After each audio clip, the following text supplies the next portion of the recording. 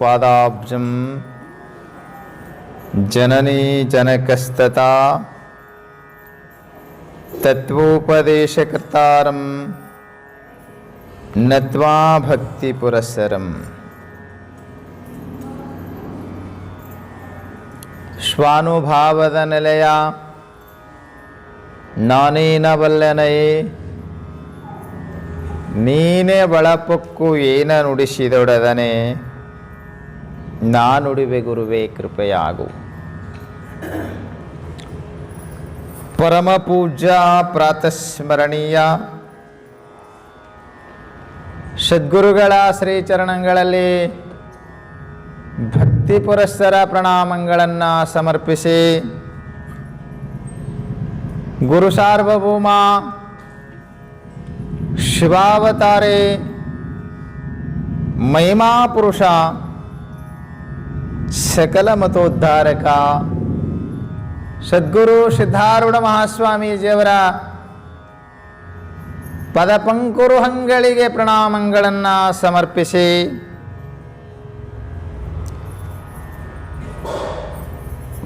ಬಸವಾದಿ ಶಿವಶರಣರನ್ನು ಸ್ಮರಿಸಿ,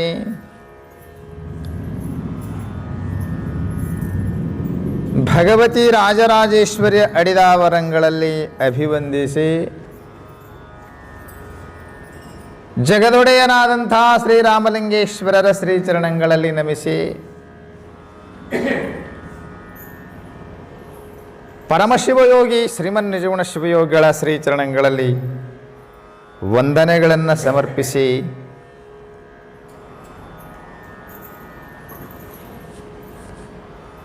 ಪವಿತ್ರ ಮಾಸವೆನಿಸಿದಂಥ ಶ್ರಾವಣ ಮಾಸದ ಶುಭ ಪ್ರಸಂಗದಲ್ಲಿ ಪ್ರತಿ ವರುಷದ ಪದ್ಧತಿಯಂತೆ ಬಹಳ ಅಮೋಘವಾಗಿ ಸಾಗಿ ಬರುತ್ತಲಿರುವ ಸತ್ಸಂಗದಲ್ಲಿ ಪಾಲ್ಗೊಂಡಿರತಕ್ಕಂಥ ಎನ್ನಾತ್ಮೀಯ ಸಮಸ್ತ ಮುಮುಕ್ಷು ವೃಂದವೇ, ನಿಮ್ಮೆಲ್ಲರಿಗೂ ಶರಣುಗಳನ್ನು ಸಮರ್ಪಿಸಿ ಪ್ರವಚನವನ್ನು ಆರಂಭ ಮಾಡುವ. ಕೋಲಾಭೋ ಗುಣಿಸಂಗಮಃ ಕಿಮಸುಖಂ ಪ್ರಾಜ್ಞೇತರೈ ಸಂಗತಿ ಕಾಹಾನಿ ಸಮಯ ಪ್ರಚ್ಯುತಿ ನಿಪುಣತಾ ಕಾ ಧರ್ಮತತ್ವೇ ರತಿ ಕಶೂರೋ ಜಿತೇಂದ್ರಿಯ ಪ್ರಿಯತಮಾ ಕಾ ಅನುವೃತಾ ಕಿಂ ಧನಂ ವಿದ್ಯಾ ಕಿಂ ಸುಖಂ ಅಪ್ರವಾಸಗಮನಂ ರಾಜ್ಯಂ ಕಿಂ ಆಜ್ಞಾಫಲಂ. ಭರ್ತೃಹರಿ ಬರೆದಿರ್ತಕ್ಕಂಥ ನೀತಿ ಶತಕದ ಒಂದು ಬಹಳ ಚಂದನೆಯ ಶ್ಲೋಕ ಇದು. ರಾಜಾ ಭರ್ತೃಹರಿ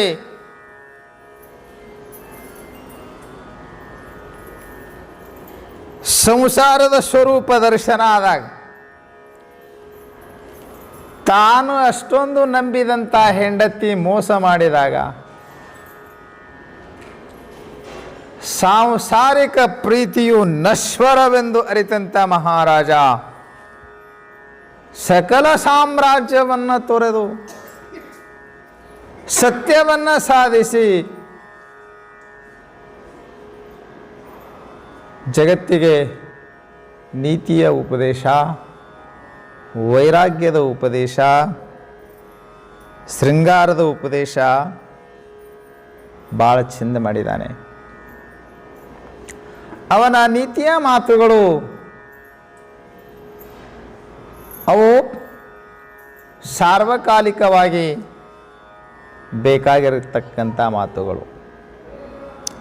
ನೋಡಿ, ಇಲ್ಲಿ ಕೆಲ ಮಾತುಗಳನ್ನು ಹೇಳ್ತಾನೆ. ಎಂದೆಂದಿಗೂ ಬೇಕಾಗಿರ್ತಕ್ಕಂಥ, ಎಂದೆಂದು ತೆಗೆದುಹಾಕಲು ಬಾರದಂಥ ಮಾತುಗಳು ಅಷ್ಟು ಸುಂದರವಾಗಿ ರಾಜ ಭರ್ತೃಹರಿ ಉಪದೇಶ ಮಾಡ್ತಾರೆ. ಪ್ರಶ್ನೆ ಮಾಡಿ ತಾವೇ ಉತ್ತರವನ್ನು ಹೇಳ್ತಾರೆ.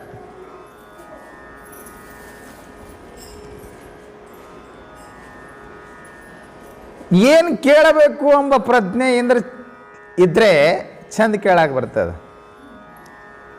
ಕೆಲವರು ಏನೇನೋ ಕೇಳ್ತಾರೆ, ಹ್ಯಾಂಗ್ಯಾಂಗೋ ಕೇಳ್ತಾರೆ, ಪ್ರಶ್ನೆ ಕೇಳ್ತಾರೆ. ನೋಡೋ ಒಂದಿಷ್ಟು ಚರ್ಚಾ ಮಾಡೋಮು, ಬರೇ ನಾವೇ ಹೇಳ್ತಾ ಹೋಗೋದು ಬೇಡ. ಜನಗಳ ಮನಸ್ಸಿನಾಗ ಏನೈತಿ ಅದು ತಿಳ್ಕೊಂಡು ಹೇಳೋಣ ಅಂತ ಹೇಳಿ,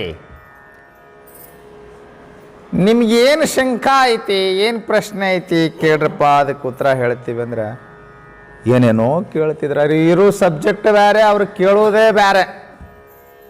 ಹೀಗಾಗಿ ಡಿಸ್ಕಸ್ ಮಾಡೋದ ತೆಗೆದಾಕ್ಬಿಟ್ಟವ್ ನಾವು. ಏನು ಸಬ್ಜೆಕ್ಟ್ ಐತಿ ಅದಕ್ಕನುಗುಣವಾಗಿ ಕೇಳ್ಬೇಕಾ ಅಂದ್ರೆ ಅದಕ್ಕೆ ಉತ್ತರ ಚಂದ ಹೇಳಕ್ಕೆ ಬರ್ತದ. ಅದು ಸಬ್ಜೆಕ್ಟ್ ಇರೋದೊಂದು, ಅವ್ರು ಕೇಳೋದೊಂದು. ಹಂಗ ಮಾಡಲಿಲ್ರಿ ನೀವೆಲ್ಲ. ಕೆಲವರು ಕ್ಲಬ್ ಹೌಸ್ನಾಗ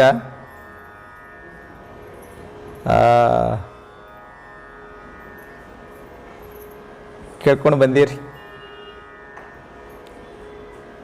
ಆದರೆ ಎಷ್ಟು ಚಂದ ಪ್ರಶ್ನೆ ಮಾಡ್ತಾರೆ, ಏನು ಸೊಗಸಾಗಿ ಇಲ್ಲಿ ಉತ್ತರ ಕೊಡ್ತಾರೆ ನೋಡ್ರಿ. ಕೋ ಲಾಭ, ಇದು ಪ್ರಶ್ನೆ. ಬದುಕಿನ ಲಾಭ ಏನಪ್ಪ? ಬದುಕಿನ ಲಾಭ ಅಂದ್ರೆ ದುಡಿಯೋದ್ರಿ, ಕತ್ತಿ ದುಡ್ದಂಗೆ ದುಡಿಯೋದ್ರಿ, ಕಂಡಪಟ್ಟಿ ಗಳಿಸೋದ್ರಿ, ಮನೆ ಕಟ್ಟೋದ್ರಿ, ಮಗನಿಗೆ ಮದುವೆ ಮಾಡೋದ್ರಿ, ಮದುವೆ ಆಗಿ ಮಗನ ಹೆಂಡ್ತಿ ಮನೆಗೆ ಬಂದಂದ್ರೆ ಸೊಸೆಯಿಂದ ಬಯಸ್ಕೊಂಡು ಮಗನ ಕಡೆಯಿಂದ ಕುತ್ತಿಗೆ ಹಿಡಿದು ಹೊರಗೆ ಹಾಕಿಸ್ಕೊಳ್ಳೋದ್ರಿ. ಇದೇ ಬದುಕಿನ ಲಾಭ ರೀ. ನಿಮ್ಮ ಬದುಕಿನ ಲಾಭ ಇಷ್ಟೇ ಐತಿ.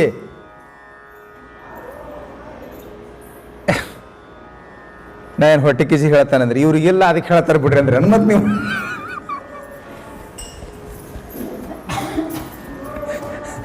ಇವ್ರು ಹೊಟ್ಟೆ ಕಿಚ್ಚಿ, ನಮಗೇನು ಹೊಟ್ಟೆ ಕಿಚ್ಚಿಲ್ಲಪ್ಪ, ನೀವು ಬೇಕಾದಂಗೆ ಮನೆ ಕಟ್ರಿ, ಒಂದ್ಯಾಕ 10 ಹಡಿರಿ, ಓಸು ಮಂದಿಗೆ ಮದುವೆ ಮಾಡ್ರಿ. ಈಗ ಎಲ್ಲರೂ ಬಂದು ನಮ್ಮ ಮುಂದೆ ಕಂಪ್ಲೇಂಟ್ ಹೇಳೋರು ಆಗ್ಯಾರ. ಅದಕ್ಕೆ ನಾವು ಇವ್ರದ್ಯಾಕೋ ಬಾಂದ್ಗಾಡ ಆಗ್ಯದ, ಬರಬರಿ ಇಲ್ಲ ಅಂತ ಅನ್ಸ್ಲಕತ್ತೇನು ನಮಗೆ. ಇಷ್ಟು ಬಡದಾಡಿ ಸಂಸಾರ ಮಾಡಿ ಕೊನೆಗೆ ತಾನೇ ಕಟ್ಟಿದ ಮನ್ಯಾಗ ತನಗಿರ್ಲಾರ್ದಂಥ ಪ್ರಸಂಗ ಬಂತಲ್ಲೋ ಯಪ್ಪ. ಇದು ಎಂಥದ್ದು ಹಣೆ ಬರ. ನಾವು ನೋಡ್ರಿ ಯಾರ್ದೋ ಕಟ್ಟಿದ್ರಾಗ ಬಂದು ಎಷ್ಟು ಆರಾಮಾಗಿ ಕುಂತೀವಿ. ನಿಮ್ಮ ಹಣೆ ಬರ ಏನಪ್ಪ ಅಂತಂದ್ರೆ ಕೊನೆಗೆ ಒಂದು ನೀವೇ ಕಟ್ಟಿದ ಮನೆ ಬಿಟ್ಟು ಹೊರ ವೃದ್ಧಾಶ್ರಮದಲ್ಲಿ ಇರುವಂಥ ಪ್ರಸಂಗ ಬರ್ತದಲ್ಲ. ಏನು ಬಂತಂತ ನೀವು ಬಡದಾಡಿ ಸಂಸಾರ ಮಾಡಿ ಏನು ಪ್ರಯೋಜನ ಆಯಿತು?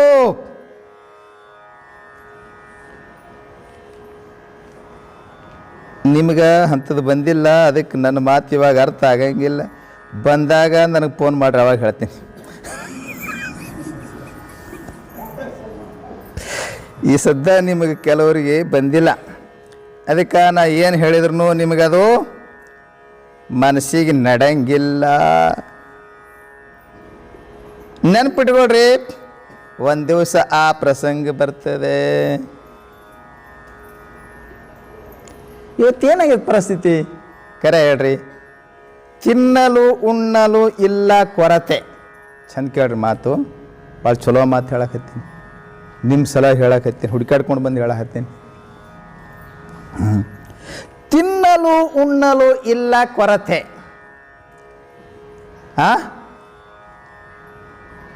ಉಪವಾಸ ಆಯ್ತಿದ್ರೆ ಮೊದಲ. ಇವತ್ತೇನು ಅಂಥ ಪ್ರಸಂಗ ಇಲ್ಲ. ನಾವು ಚಿಕ್ಕವರಿದ್ದಾಗ ನೋಡಿದ್ದೇವೆ, ನಮ್ಮ ಮನೆಗಳಲ್ಲಿಯೂ ಸಹಿತ ಹಿಟ್ಟು ಮಾಡ್ಕೊಂಬಂದ್ರೆ ಒಲೆ ಹೊತ್ತಬೇಕು. ಬಹುತೇಕ ನಮಗಷ್ಟು ಕೊರತೆ ಇರಲಿಲ್ಲ. ಯಾಕಂತ ಕೇಳಿದರೆ ಹಿಟ್ಟಿನ ಭಿಕ್ಷಾ ಮಾಡ್ತಿದ್ದೇವ, ಅಷ್ಟು ಸಮಸ್ಯೆ ಅನ್ನಿಸ್ತಿರ್ಲಿಲ್ಲ. ಆದರೆ ನಾನು ಭಾಳಷ್ಟು ಬಡವರ ಮನೆಗಳನ್ನು ಹೋಗಿದ್ದೇನೆ. ಅವರು ಉಪವಾಸ ಬೀಳುವುದನ್ನು ನಾನು ಕಣ್ಣಾರೆ ಕಂಡಿದ್ದೇನೆ ಒಂದು ಕಾಲದಲ್ಲಿ, ನನ್ನ ಚಿಕ್ಕ ವಯಸ್ಸಿನೊಳಗೆ. ಅಂದರೆ 70, 72, 74ನೇ ಇಸ್ವಿ ಜನ ಹಸಿವಿನಿಂದ ಸಾಯ್ತಿದ್ರು. ಕಣ್ಣಾರೆ ಕಂಡಿದ್ದೇವೆ ನಾವು. ಯಾರೋ ಸಾಹುಕಾರ ಜನ ಜೋಳ ಬೆಳಿಬೇಕು,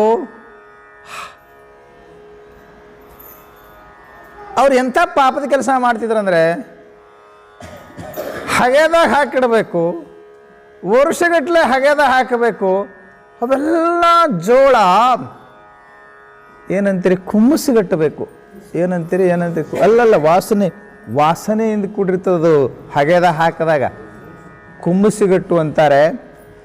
ಅಂಥ ಜೋಳ ಈ ಜನವರಿ, ಇದು ಜೂನ್, ಜುಲೈ ಆ ಪ್ರಸಂಗದಲ್ಲಿ ಜೋಳ ಹೊರಗೆ ತೆಗೆಯವ್ರು. ಅವೆಲ್ಲ ಕೊಳತ ಮೇಲೆ ಆವಾಗ 1 ಚೀಲ ಜೋಳ ಕೊಟ್ಟರೆ ಅವರು 1.5 ಚೀಲ ಜೋಳ ವಾಪಸ್ ಕೊಡಬೇಕು. ಇಂಥದನ್ನೆಲ್ಲವನ್ನು ನಾವು ನೋಡಿದ್ದೇವೆ ನಾವು ಚಿಕ್ಕವರಿರುವಾಗ. ಅದನ್ನ ನೆನೆಸಿಕೊಂಡು ಒಬ್ಬಾತ ಭಾಳ ಚಂದ ಹೇಳ್ತಾನೆ ನೋಡಿ, ತಿನ್ನಲು ಉಣ್ಣಲು ಇಲ್ಲ ಕೊರತೆ ಮನೆ ಮನೆಯಲ್ಲಿ, ಕಮ್ಮಿಯಾಗಿದೆ ಪ್ರೀತಿಯ ವರತೆ. Is it correct? ನಿಮಗೆ ತಿನ್ನಲಿಕ್ಕೆ ಉಣ್ಲಿಕ್ಕೆ ಯಾವುದಕ್ಕೂ ಕೊರತೆ ಇಲ್ಲ, ಕೊರತೆ ಏನಾಗಿದೆ? ಅದಕ್ಕೆ ಅವ್ರು ಭಾಳ ಚಂದ ಹೇಳ್ದಾತ, ತಿನ್ನಲು ಉಣ್ಣಲು ಇಲ್ಲ ಕೊರತೆ ಮನೆ ಮನೆಯಲ್ಲಿ, ಕಮ್ಮಿಯಾಗಿದೆ ಪ್ರೀತಿಯ ವರತೆ. ಪ್ರೀತಿಯ ಕೊರತೆಗೆ ನೋಡ್ರಿ. ಮನೆ ಭಾಳ ಚಂದ ಕಟ್ಟಿರಿ, ಮೊದಲಿಗಿಂತಲೂ ನಿಮ್ಮ ಮನೆ ಭಾಳ ಚಂದ ಆಗ್ಯವ. ಮನೆಯನ್ನು ಭಾಳ ಚಂದ ಶೃಂಗಾರ ಮಾಡಿರಿ, ಮನೆ ಭಾಳ ಸ್ವಚ್ಛ ಇಟ್ಕೊಂಡಿರಿ. ಮನೆಯೊಳಗೆ ಏನು ಶೋಪ್ ಸೆಟ್ ಎಷ್ಟು ಚಂದ ಚಂದ ಅಲಂಕಾರಿಕ ಗೃಹ ವಸ್ತುಗಳು ತುಂಬಿ ಹೋಗ್ಯಾವ. ಆದರೆ ಆ ಮನೆಯಲ್ಲಿ ಪ್ರೀತಿಯ ಕೊರತೆಯಾಗಿದೆ. ಅದಕ್ಕೆ ಆತ ಹೇಳ್ದ, ತಿನ್ನಲು ಉಣ್ಣಲು ಇಲ್ಲ ಕೊರತೆ ಮನೆ ಮನೆಯಲ್ಲಿ, ಕಮ್ಮಿಯಾಗಿದೆ ಪ್ರೀತಿಯ ವರತೆ. ಕಿಸೆ ತುಂಬ ಝಣ ಝಣ, ಮನೆ ತುಂಬ ಬಣ ಬಣ. ಅರ್ಥ ಆಗತ್ತೆ ನಿಮಗೆ? ಅಗದಿ ತಿಳಿಯಾದ ಭಾಷೆಯಲ್ಲಿ ಬರ್ದ ನಾವು. ಇವತ್ತು ಯಾರ ಹತ್ರ ಹಣ ಇಲ್ಲ ಹೇಳ್ರಿ? ನಿಮ್ಮ ಹತ್ರ ಈ ಸದ್ದ ಚೆಕಪ್ ಮಾಡಿದ್ರೆ ಒಬ್ಬೊಬ್ರ ಹತ್ರ 10,000. ಅಲ್ಲಿ ನಿಮ್ಮ ಚೆಕಪ್ ಮಾಡಂಗಿಲ್ಲ, ನಿಮ್ಮ ದುಡ್ಡು ಮುಟ್ಟಂಗಿಲ್ಲ. ಆದ್ರೆ ಅದಾವಂತ ಹೇಳ್ತೀನ. ಏನು ಎದಿ ಹೊಡಿಬೇಡ್ರಿ ಮತ್ತೆ, ಏನಪ್ಪ ನಮ್ಮ ಚೆಕಪ್ ಮಾಡಿದ್ರೆ ಹೈರಾಣ ಅಂತ ಹೇಳಿ ನಿಮ್ಮ ದುಡ್ಡು ನಾವು ಮುಟ್ಲಕ್ಕೆ ಬರೋಂಗಿಲ್ಲ. ಲಕ್ಷ ವಯಸ್ಸು ಕೇಳ್ರಿ ಮಾತಿನ ಕಡೆ. ಕಿಸೆ ತುಂಬ ಜಣ ಜಣ, ಮನೆ ತುಂಬ ಬಣ ಬಣ. ಮನ್ಯಾಗ ಬಣ ಬಣನೇ ತುಂಬದ. ಎಂಥ ದೊಡ್ಡ ಮನೆ ಇದ್ದು ಎಲ್ಲರೂ ಕೂಡಿ ಬದುಕ್ತಿದ್ರು. ಆ ಕಾಕ ಕಾಕಿ, ಮಾಮ ಮಾಮಿ, ಅಣ್ಣ ತಮ್ಮ, ಅಕ್ಕ ತಂಗಿ, ಪ್ರೀತಿಗೆ ಭಾಳ ಕೊರತೆ ಆಗಿಬಿಟ್ಟದ ಅಲ್ರಿ. ದೊಡ್ಡ ಮನೆ ಇರ್ತಾವ, ಮಕ್ಕಳು ಎಲ್ಲೆಲ್ಲೋ ದೂರ ಹೋಗಿರ್ತಾವ, ಮುದುಕ್ಯಾರು ಮುದುಕಿ ಎರಡೇ ಕುಂತಿರ್ತಾವ ಬಣ ಬಣ. ಮನ್ಯಾಗ ಯಾರಿಲ್ಲ. ಎಷ್ಟು ಮನೆ ಸಿಗಂಗಿಲ್ಲ ಹೇಳ್ರಿ. ಎಷ್ಟು ತುಂಬಿದ ಮನೆಗಳು ನಮ್ಮ ಮುಚ್ಚಳಂಬಿ ಒಳಗೆ, ಎಷ್ಟು ತುಂಬಿದ ಮನೆಗಳು, ಎಷ್ಟು ಖಾಲಿ ಆಗಿಲ್ಲ. ಮುಸ್ಲಂಬಿ ಬಿಟ್ಟು ಹೇಳಬೇಕು, ನಾವು ಇಲ್ಲೇ ಇರ್ಬೇಕಲ್ಲ. ಮತ್ತು ಆ ಕಡೆ ಬೇರೆ ಕಡೆದು ಹೇಳ್ತೀನಿ ಕಿರಿಕಿರಿ ಯಾಕೆ ನೋಡ್ರಿ. ಯಾಕೆ ಬಣ ಬಣ ಆಗ್ಯದ? ಅವ ಭಾಳ ಚಂದ ಹೇಳ್ದ, ಕಿಸೆ ತುಂಬ ಜಣ ಜಣ, ಮನೆ ತುಂಬ ಬಣ ಬಣ, ಪ್ರೀತಿ ಹುಡುಕ್ತೀವಿ ಕ್ಷಣ ಕ್ಷಣ. ನಾವು ಫೇಸ್ಬುಕ್ನಲ್ಲಿ ಪ್ರೀತಿ ಹುಡುಕಾಡ್ಕೊಂಡು ಹೊಂಟೀವಿ, ವಾಟ್ಸಪ್ನಲ್ಲಿ ಪ್ರೀತಿ ಹುಡುಕಾಡ್ಕೊಂಡು ಹೊಂಟೀವಿ. ಯಾಕೆ ಹಿಂಗಾಗಿದೆ? ಅವ್ರು ತನ್ನ ಜೀವನಾನುಭವ ಹೇಳ್ಕೊಂಡಿದ್ದಾರೆ. ನಾವು ಮಾಸ್ತಾರ್ ಇವರು, ಅವ್ರ ಹೆಸರೇನು ಮರ್ತುಬಿಟ್ಟೆ. ರಿಟೈರ್ಡ್ ಮಾಸ್ತರ್ ಸಿದ್ದು ದಿವಾನ್, ಕನ್ನಡ ಪ್ರಾಧ್ಯಾಪಕರು, ಒಳ್ಳೆ ಸಾಹಿತಿಗಳು, ಚುಟುಕಾಗಿ ಕವನಗಳನ್ನು ಬರೀತಾರವರು, ಮುದೋಳದವರು. ಆತ ಭಾಳ ಚಂದ ಹೇಳ್ತಾನೆ, ಹಿರಿಯ ಮಗ ಹಾಂಗ್ಕಾಂಗ್ದಲ್ಲಿ, ಕಿರಿಯ ಮಗ ಕ್ಯಾನ್ಬೆರಾದಲ್ಲಿ, ನಾವಿಬ್ಬರು ನಿವೃತ್ತಿಯಲ್ಲಿ, ಮೊಮ್ಮಕ್ಕಳು ಮಾರಿ ಫೇಸ್ಬುಕ್ಕಿನಲ್ಲಿ. ನೀವು ಮೊಮ್ಮಕ್ಕಳು ಮಾರಿ ಎಲ್ಲಿ ನೋಡೋದು ನೀವು? ಫೇಸ್ಬುಕ್ನಾಗನ. ಸುಖ ದುಃಖ ಹಲೋ ಮೊಬೈಲಲ್ಲಿ. ಸುಖ ದುಃಖ ಮೊಬೈಲ್ನಲ್ಲಿ. ಎಲ್ಲಿಗೆ ಬಂತೋ ಸಂಗಯ್ಯ ನಮ್ಮ ಬದುಕಿನಲ್ಲಿ? ಭಾಳ ಚಂದ ಹೇಳಿದರು. ಹಣಕ್ಕೆ ಹೋದವರು ನಮ್ಮ ಹೆಣಕ್ಕೆ ಆಗದವರು. ಅಷ್ಟು ದೂರ ಎದಕ್ಕೆ ಹೋಗ್ಯಾರ ಇವರು? ಹಣ ಗಳಿಸ್ಲಕ್ಕೆ ಹೋಗ್ಯಾರ, ಹೆಚ್ಚಿಗೆ ಹಣ ಗಳಿಸ್ಲಕ್ಕೆ ಹೋಗ್ಯಾರ. ಹಣಕ್ಕೆ ಹೋದವರು ನಮ್ಮ ಹೆಣಕ್ಕೆ ಆಗದವರು, ಎಲ್ಲ ಇದ್ದು ಯಾರು ಇಲ್ಲದಂತೆ ಎದ್ದು ಹೋದವರು. ಪರದೇಶದಲ್ಲಿದ್ದವರಿಗೆ ಪರದೇಶಿ ಆದವರು. ತಾಮ್ರದ ದುಡ್ಡ ತಾಯಿ ಮಕ್ಕಳನ್ನ ಅಗಲಿಸ್ತಂತೆ. ಇದು ಆಗ ಹೇಳಿದ ಮಾತು, ಈಗಲೂ ಹಾಗೆ ಇದೆಯಲ್ಲ. ದುಡ್ಡೇ ದೊಡ್ಡಪ್ಪ, ಹೆಸರಿಗೆ ನಾ ಅವರಪ್ಪ. ಇದು ಅರ್ಥ ಆಯ್ತು ನಿಮಗೆ ಮಾತು?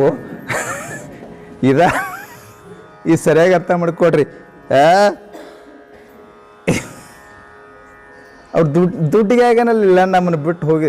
ಇಲ್ಲೇನು ಕೊರತೆ ಇರಲಿಲ್ಲ.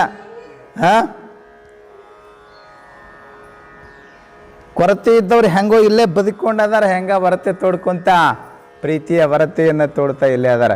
ಇವರೆಲ್ಲ ಭಾಳ ದುಡ್ಡಿಗಾಗನೇ ದುಡ್ಡ ಎಲ್ಲ ಅಂತ ತಿಳ್ಕೊಂಡು ಇಂಥ ಸಾಂಸ್ಕೃತಿಕ ದೇಶ, ಗುರುಗೌರವ ದೇಶ, ಇಂಥ ಭಾರತ ದೇಶವನ್ನು, ಆಧ್ಯಾತ್ಮಿಕವಾಗಿ ಜಗತ್ತಿಗೆ ಗುರುವಾಗಿ ನಿಂತ ದೇಶವನ್ನು ಬಿಟ್ಟು ಹೋಗ್ಯಾರ. ಎಲ್ಲವನ್ನೂ ಮರ್ತಾರ. ಅವ್ರನ್ನ ಕುರಿತು ಅವ್ರು ಹೇಳಿದ ಮಾತು, ದುಡ್ಡೇ ದೊಡ್ಡಪ್ಪ, ಹೆಸರಿಗೆ ನಾ ಅವರಪ್ಪ ಅಂತ ಹೇಳ್ತಾರೆ. ಅದಕ್ಕೆ ನಿಜವಾದ ಮನುಷ್ಯ ಜನ್ಮದ ಲಾಭ ಏನು ಎಂಬುವುದನ್ನು ನಾವಿಂದು ಚಿಂತನೆ ಮಾಡೋರದೀವಿ. ಕೋ ಲಾಭ, ಬದುಕಿನ ಲಾಭ ಏನು? ಬದುಕಿನ ತುಂಬ ಮನುಷ್ಯ ಸಂತೋಷದ ಕ್ಷಣಗಳಿಂದ ತುಂಬಿ ಬದುಕು ಸಂತಸದಿಂದ ಕೂಡಿರಬೇಕು, ಆನಂದದಿಂದ ಕೂಡಿರಬೇಕು. ಅದು ಬದುಕಿನ ಬಹುದೊಡ್ಡ ಲಾಭ. ಆದರೆ ನಾವು ಭ್ರಮಿತರಾಗಿದ್ದೇವೆ. ನಮ್ಮ ಬದುಕು ಆನಂದದಿಂದ ತುಂಬಿರ್ಬೇಕಂದ್ರೆ ಭಾಳ ಪ್ರಾಪರ್ಟಿ ಇರಬೇಕು ಅಂತ ತಿಳ್ಕೊತೀವಿ, ಭಾಳ ದುಡ್ಡಿರಬೇಕು ಅಂತ ತಿಳ್ಕೊತೀವಿ. ಸಂತಸದ ಕ್ಷಣವನ್ನು ಕಳೀಲಿಕ್ಕೆ ಮನುಷ್ಯನಿಗೆ ಭಾಳ ದುಡ್ಡಿರಬೇಕಂತಿಲ್ಲ, ಭಾಳ ಪೈಸಾ ಇರಬೇಕಂತಿಲ್ಲ. ಬದುಕನ್ನು ಆನಂದದಿಂದ ಕಳೀಲಿಕ್ಕೆ ಮನುಷ್ಯನಿಗೆ ತಿಳುವಳಿಕೆ ಇರಬೇಕು. ನಾನು ಹೇಳೋ ಮಾತಾಡ್ತಲಾಗತ್ತದ. ಮನುಷ್ಯನಿಗೆ ಒಂದಿಷ್ಟು ಜ್ಞಾನ ಇರಬೇಕು. ಕೊರತೆಗಳು ಎಲ್ಲರ ಬದುಕಿನಲ್ಲಿ ಇರುತ್ತವೆ, ಸಮಸ್ಯೆಗಳು ಎಲ್ಲರ ಬದುಕಿನಲ್ಲಿ ಇರುತ್ತವೆ. ನಾವು ಭಾಳ ಸೆಲೆಬ್ರಿಟಿಗಳಂತೇನು ನೋಡ್ತೀವಲ್ಲ, ರಂಗು ರಂಗಿನ ಅವರ ಬದುಕನ್ನು ನೋಡ್ತೀವಿ. ಕಳೆದ ಕೆಲ ವರ್ಷಗಳ ಹಿಂದೆ ಶ್ರೀದೇವಿ ಅಂತ ಒಬ್ಬರು ಆ್ಯಕ್ಟ್ರೆಸ್ ತೀರ್ಕೊಂಡ್ರು. ದಾರುಣವಾದಂಥ ಅಂತ್ಯವನ್ನು ಕಂಡ್ರು.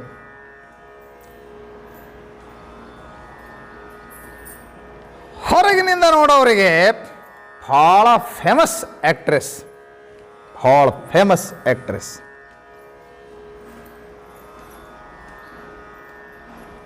ಆದರೆ ಮನಸ್ಸನ್ನು ಮುತ್ತಿ ಕಾಡುವಂಥ ಚಿಂತೆ.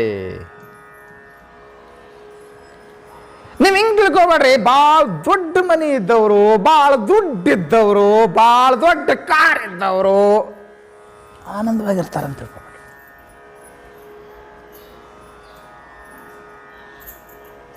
ನಮಗೆ ಭ್ರಮಾಲೋಕದಲ್ಲಿರ್ತೀವಿ.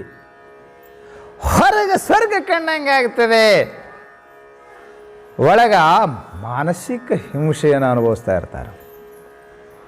ಮಾನಸಿಕ ಹಿಂಸೆಯನ್ನು ಅನುಭವಿಸ್ತಾ ಇರ್ತಾರೆ. ಯಾಕೆ ಅಂತ ಕೇಳಿದ್ರೆ, ನಾವೊಂದ ಮಾತು ಹೇಳಿ, ಮಾನಸಿಕ ಹಿಂಸೆ ಯಾರು ಅನುಭವಿಸ್ತಾರಂದ್ರೆ ಯಾರಿಗೆ ಆಧ್ಯಾತ್ಮದ ಕೊರತೆ ಐತೆ ನೋಡ್ರಿ, ಅವರು ಮಾನಸಿಕ ಹಿಂಸೆಯನ್ನು ಅನುಭವಿಸ್ತಾ ಇರ್ತಾರೆ. ಆಧ್ಯಾತ್ಮ ಜ್ಞಾನ ಸಂಪಾದನೆ ಮಾಡಿದ ಮನುಷ್ಯ ಹೊರಗೆ ಪರಿಸ್ಥಿತಿ ಹೆಂಗಾರ ಇರಲಿ, ಅವನ ಮನಸ್ಥಿತಿ ಆನಂದಮಯವಾಗಿರ್ತದೆ. ಇದನ್ನು ನಾನು ಈ ಮಾತನ್ನು ಭಾಳ ಗಟ್ಟಿಯಾಗಿ ಹೇಳ್ತೀನಿ, ನಾನು ಅನುಭವದಿಂದ ಹೇಳ್ತೀನಿ. ನನ್ನ ಮಾತಿನ ಮೇಲೆ ವಿಶ್ವಾಸ ಇದೆಯಾ ನಿಮಗೆ? ಈ ಮಾತನ್ನು ಭಾಳ ಗಟ್ಟಿಯಾಗಿ ಹೇಳ್ತೀನಿ. ಯಾವುದೋ ಪರಿಸ್ಥಿತಿ ಎಂಥದೇ ಬರಲಿ, ಆತನ ಮನಸ್ಥಿತಿ ಸುಸ್ಥಿರವಾಗಿರ್ತದೆ. ಆತ ಎಂಥ ಪ್ರಸಂಗವನ್ನು ಎದುರಿಸುವ ಮನೋಬಲವನ್ನು ಹೊಂದುತ್ತಾನೆ. ಯಾವ ಆತನು ಅಂತ ಕೇಳಿದ್ರೆ ಅಧ್ಯಾತ್ಮದ ಬಲ ಇದ್ದ. ಆತ್ಮಬಲ ಅಂತಾರೆ, ಅದಕ್ಕೆ ಮನೋಬಲ ಅಂತಾರೆ. ಅದು ಜ್ಞಾನದಿಂದ ಮಾತ್ರ ದೊರೆಯುವಂಥದ್ದು. ಅದಕ್ಕೆ ನಾವು ಇವತ್ತು ಏನು ನಾವು ಬಹಳ ಒತ್ತು ಕೊಟ್ಟು ಹೇಳುವಂಥ ಮಾತು ಏನು ಅಂತಂದರೆ, ಜ್ಞಾನಿಗಳಾಗ್ರಿ ಅಂತೀಯ ಅಲ್ಲ ಮರಿ ಹೇಳಿಲ್ಲ. ನಿನ್ನೊಡವೆ ಎಂಬುದು ಜ್ಞಾನರತ್ನ.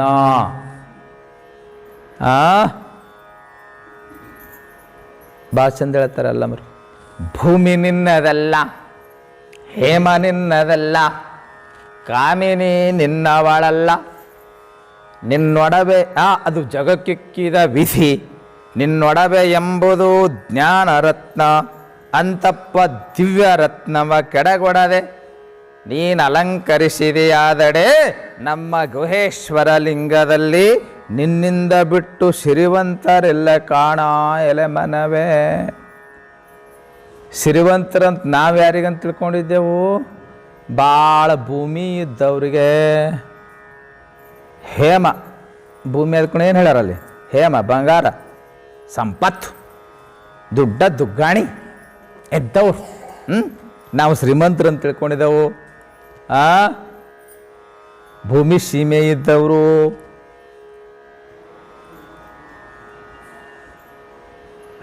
ಹೆಂಡ್ರು ಮಕ್ಕಳು ಇದ್ದವರು, ಹೆಂಡ್ರು ಗಂಡ್ರು ಇದ್ದವರು, ಅವರು ಚಂದ ಇದ್ದವರು ಶ್ರೀಮಂತರಂತ ನಾವು ತಿಳ್ಕೊಂಡಿದ್ದೆವು. ಉಲ್ಟಾ ಹೇಳಕತ್ತಾರ ಅಲ್ಲಾಮ್ರು ನಮಗೆ ಏನು ಹೇಳತ್ತಾರ? ಅವು ಏನು ಭಾಳ ಅದಾವಂತಿಯಲ್ಲ, ಅವು ಶಾಶ್ವತಲ್ಲೋ ತಮ್ಮ, ಭೂಮಿನಿಂದಲ್ಲ. ನೀ ಬರೋದಕ್ಕಿನ ನಿಮ್ಮ ಅಪ್ಪಂದಿತ್ತು, ಅವನಕಿನ ಮೊದಲು ಅವ್ರ ಅಪ್ಪಂದಿತ್ತು, ಅವನಕಿನ ಮೊದಲು ಯಾರ ಅಪ್ಪಂದಿತ್ತು ಯಾರಿಗೊತ್ತು? ಹೌದಲ್ರಿ? ಭೂಮಿ ಭೂಮ್ಯೋ ಹಸತಿ ಮಮ ಭೂಮಿ ರೀತಿ ಬ್ರುವಾಣಂ. 4 ಮಂದಿ ಅಣ್ಣ ತಮ್ಮದೇರು ಡಿವೈಡ್ ಆಗ್ತಾರಲ್ಲ, ಬೇರೆ ಆಗಂಗಿಲ್ಲ ರೀ? ಬೇರೆ ಮಾಡಿಸಿರಲ್ಲ ಮತ್ತೆ ಎಲ್ಲಿ ನೀವು?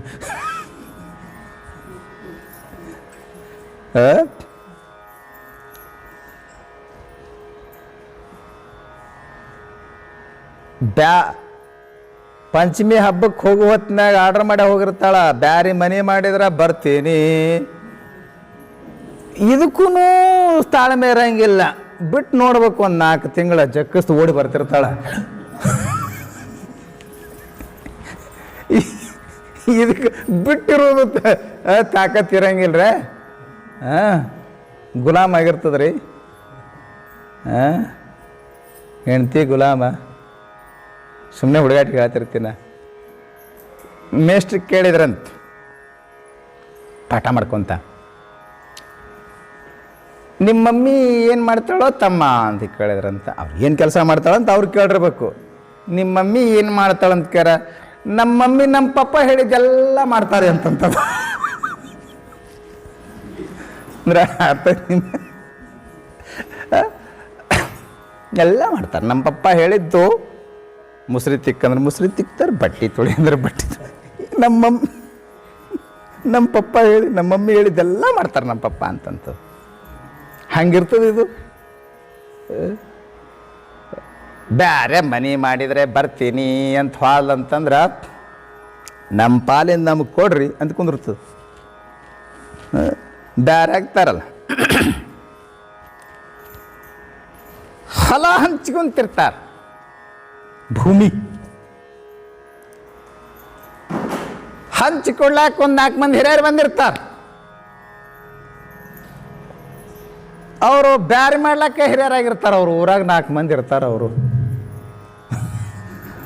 ಹಿರಿಯರು ಎಲ್ಲ ಹಿರಿಯರಿಗೂ ಅನ್ನಂಗಿಲ್ಲ ನಾನು. ಮತ್ತು ಹೆಸರು ಎಷ್ಟು ಚಂದ ಇಟ್ಟಾರ ನೋಡ್ರಿ ಅವ್ರಿಗೆ, ಹಿರಿಯವರು. ಅರ್ಥ ಅಲ್ಲಿ ನಿಮಗೇನ ಆ ಕಡಿಟ್ಟು ಹಿರಿಯವರು. ಅವರೆಲ್ಲ 4 ಮಂದಿ ಹಿರಿಯರು ಬಂದಿರ್ತಾರೆ.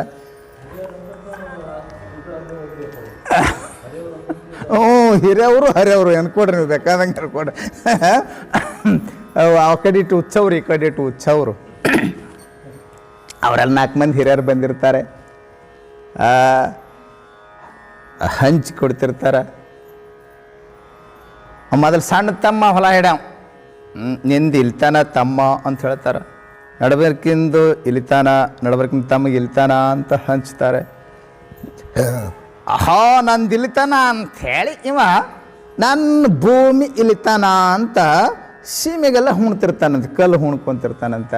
ಕಲ್ಲು ಹೂಣಾಗ ನನ್ನ ಜಮೀನು ಇದು ಅಂತ ಕಲ್ಲು ಹುಣು ಹೊತ್ನ್ಯಾಗ, ನಂದಿದು ಅಂತ ಕಲ್ಲು ಹುಣು ಹೊತ್ನ್ಯಾಗ ಭೂಮಿ ನಗ್ತದಂತ. ಭಾಳ ಚಂದ ಹೇಳ್ತಾರೆ ಸಂಸ್ಕೃತದಲ್ಲಿ. ಭೂಮ್ಯೋ ಹಸತಿ ಮಮ ಭೂಮಿ ರೀತಿ ಬ್ರುವಾಣಂ. ಭೂಮಿ ನಗ್ತದಂತೆ, ಸಿಮಿಗಲ್ಲ ಹುಣಾಗಿದೆ. ನಂದಂತ ಹುಣು ಹೊತ್ನ್ಯಾಗ ಭೂಮಿ ನಗ್ತದಂತೆ. ಏನಂತ ನಗ್ತದೆ? ಮಮ ಭೂಮಿ ರೀತಿ ಬ್ರುವಾಣಂ. ನನ್ನ ಜಮೀನಿದೆ, ನಂದು ಮಾಡ್ಕೊತೀನಿ ಅಂತ ಕಲ್ಲು ಹೋಳವನ ಕಂಡ ಅದು ಭೂಮಿ ಅಂತದಂತ. ಹೂಣು ನೀನ 4 ಕಲ್ಲು ಹೂಣು, ನೆನಪಿಟ್ಕೋ. ನಿನ್ನ ಹೂಣ್ತಾರ ನಮ್ಮ ಹುಡಿಯಲ್ಲಿ ತಂದು. ನೀನ ನಮ್ಮ ಪೈಕಿ ಆಗ್ತಿದ್ದಿ, ನಾ ಎಂದು ನಿಮ್ಮ ಪೈಕಿ ಆಗಂಗಿಲ್ಲ. ಹಿಂಗ ಹೂಣಿಸ್ಕೊಂಡು ಹೋಗ್ಯಾರ.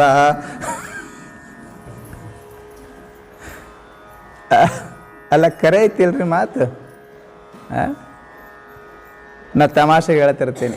ಮೊದಲೆಲ್ಲ ಏನು ಮಾಡ್ತಿದ್ರಂತೆ, ಕೂಸು ಹುಟ್ಟಿದ ಕೂಡಲೇ ಮಾಸು ಒಂದಿಷ್ಟು ಇರ್ತದಲ್ಲ, ಆ ಮಾಸು ನಮ್ಮಲ್ಲಿ ಒಳ್ಳೆ ಸಂಸ್ಕೃತಿ ನೋಡ್ರಿ. ಆಚಾರ ಬಿಟ್ಟಾರ ಏನು ಮಾಡ್ರಿ ಯಾರಿಗೆ ಗೊತ್ತಿ. ಈಗೆಲ್ಲ ಹಾಸ್ಪಿಟಲ್ದಾಗ ಹುಡ್ತಾವು ಎಲ್ಲ. ಅಲ್ಲೇ ಹುಟ್ಟೋದು, ಅಲ್ಲೇ ಹೋಗಿ ಸಾಯೋದು. ಜನನಿ ಜನ್ಮಭೂಮಿಶ್ಯ ಸ್ವರ್ಗಾದಪಿ ಗರಿಯಸಿ. ಜನ್ಮಭೂಮಿ ದವಾಖಾನೆ, ಅದರ ಮ್ಯಾಗ ಇಟ್ಟು ಪ್ರೀತಿ ಇವರಿಗೆ. ತಿಂಗಳಿಗೊಮ್ಮೆ ದರ್ಶನ ಮಾಡ್ಕೋತಾನೆ ಇರ್ತಾರೆ. ಎದರದು? ಹಾಸ್ಪಿಟ್ಲದು, ಜನ್ಮಭೂಮಿಯಲ್ಲದು. ನೋಡ್ರಿ, ಅದು ಮಾಸನ್ನು ಒಂದು ಸಣ್ಣ ಮಗಿಯಲ್ಲಿ ಹಾಕಿಬಿಟ್ಟು ಅದಕ್ಕೊಂದಿಷ್ಟು ಮೇಲೆ ಮುಚ್ಚಳದ ಮೇಲೆ ಒಂದಿಷ್ಟು ದುಡ್ಡಿಟ್ಟು ಅದನ್ನು ಉಣ್ತಾರಂತ. ಅದು ಏನು ಸಂಕೇತ ಅಂದರೆ, ಇದು ಕೂಸು ಹೇಳಿಕೊಡ್ತದಂಥದ್ದು.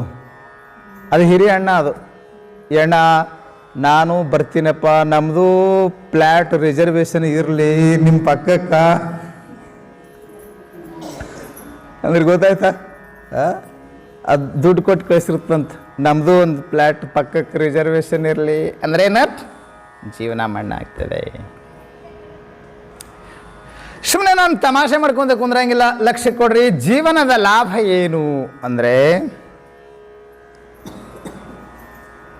ಗುಣಿ ಸಂಗಮ. ಸತ್ಪುರುಷರೊಡನೆ ಸತ್ಸಂಗ ಮಾಡುವಂಥದ್ದು ಜೀವನದ ಪರಮ ಲಾಭ ಅಂತ ಹೇಳಿದರು. ಇದು ನೋಡ್ರಿ, ನಿಮ್ಮ ಜೀವನದ ಪರಮ ಲಾಭ ಇದು. ಸತ್ಪುರುಷರ ಮಾತುಗಳನ್ನು ಕೇಳುವ ಸುಯೋಗ, ಅದರಂಥ ದೊಡ್ಡ ಲಾಭ ಯಾವುದೂ ಅಲ್ಲ. ಯಾಕಂದರೆ ಜೀವನ ಅಂದರೆ ಏನು, ಯಾತಕ್ಕಾಗಿ ಹುಟ್ಟಿ ಬಂದೀವಿ, ಏನನ್ನು ಸಾಧಿಸಬೇಕಾಗಿದೆ, ಹೇಗೆ ಬದುಕಬೇಕು, ಪುಣ್ಯ ಅಂದರೆ ಏನು, ಪಾಪ ಅಂದರೆ ಏನು, ಧರ್ಮ ಅಂದರೆ ಏನು, ಅಧರ್ಮ ಅಂದರೆ ಏನು, ನಾ ಅಂದರೆ ಯಾರು, ಜಗತ್ತಂದರೆ ಏನು, ದೇವನ ಸ್ವರೂಪ ಏನು, ಇದೆಲ್ಲವೂ ಸತ್ಪುರುಷರ ಒಡನಾಟದಲ್ಲಿ ಬಂದಾಗಲೇ ಇದರ ಕಲ್ಪನೆ ಬರ್ತದೆ. ವಿನ ಎಷ್ಟು ಜನರಿಗೆ ಇದರ ಕಲ್ಪನೆ ಇದೆ? ಯಾರಿಗೆ ನೋಡಲ್ಲ ಕಲ್ಪನೆ ಇಲ್ಲ, ಏನು ಮಾಡ್ತೀರಿ? ಅಯ್ಯೋ, ನೀರಾಗಿನ ಕಲ್ಲು ಇದ್ದಂಗೆ ಕಂಪ್ನಿ.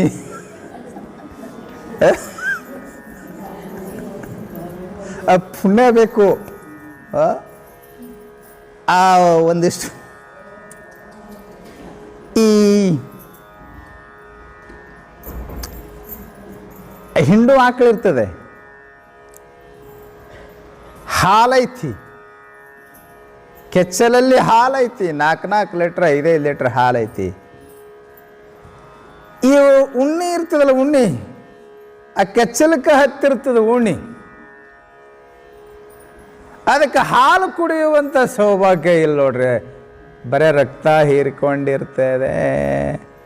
ಹಂಗಾಗಿದ್ರು ಸಿದ್ಧಾರೂಢ ಮಠದಾಗ ಎಷ್ಟೋ ಮಂದಿ. ಮಠದಾಗ ಒಂದಿಷ್ಟು ಅಂಥವೇ ಇರ್ತಾವೆ. ನಮ್ಮ ಮಠ ಬಿಟ್ಟು ಹೇಳಕತ್ತೀನಿ ಮತ್ತು